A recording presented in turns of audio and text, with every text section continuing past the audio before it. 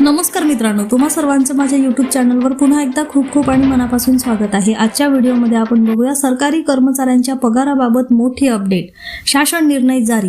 व्हिडिओला सुरुवात करण्याअगोदर तुम्हाला एक विनंती, चॅनलवर पहिल्यांदाच भेट देत असाल तर चॅनलला सबस्क्राइब करा आणि व्हिडिओला एक लाईक करायला विसरू नका। चला तर मग सुरू करूया आजच्या व्हिडिओला। राज्यातील सरकारी कर्मचाऱ्यांसाठी एक महत्त्वाची आणि दिलासादायक बातमी समोर आली आहे। महाराष्ट्र शासनाच्या वित्त विभागाने जानेवारी 2026 या महिन्याच्या मासिक वेतन देयके सादर करण्याच्या प्रक्रियेस मुदतवाढ देण्याचा निर्णय घेतला आहे। या संदर्भातील अधिकृत शासन परिपत्रक दिनांक 20 जानेवारी 2026 रोजी निर्गमित करण्यात आले असून या निर्णयामुळे अनेक शासकीय कार्यालयांना मोठा दिलासा मिळणार आहे।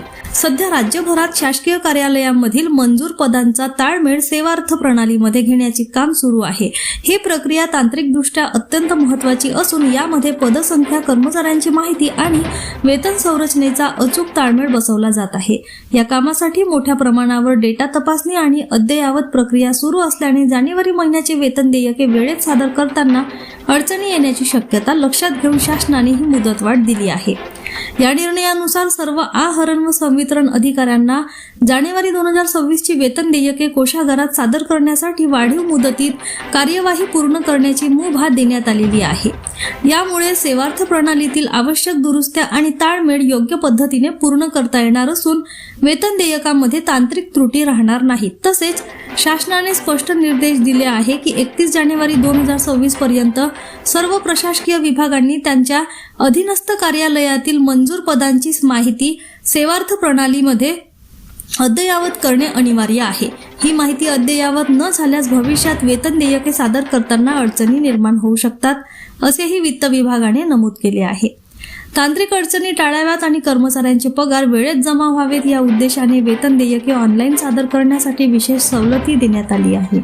मात्र याचा अर्थ पगार प्रक्रिया लांबणीवर टाकावी असा नसून वाढीव मुदतीत सर्व काम पूर्ण करण्याचे स्पष्ट निर्देश देण्यात आले आहेत। ज्या कार्यालयांचे मंजूर पदांचे मॅपिंग अद्याप पूर्ण झालेले नाही त्यांनी हे काम प्राधान्याने पूर्ण करणे आवश्यक आहे, जेणेकरून फेब्रुवारी महिन्याच्या सुरुवातीला पगार जमा होण्यास कोणतीही अडचण येणार नाही। या संदर्भात वित्त विभागाने विभागीय आयुक्त आणि जिल्हाधिकाऱ्यांना देखील स्पष्ट सूचना दिल्या आहेत।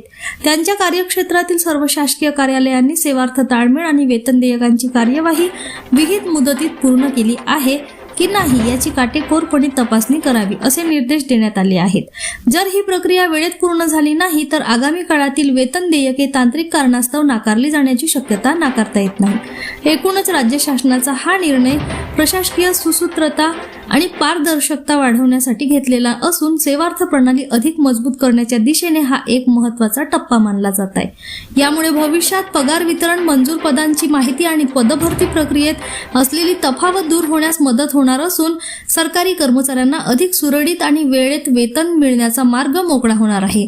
पुन्हा भेटू एका नवीन अपडेटसह, तोपर्यंत धन्यवाद।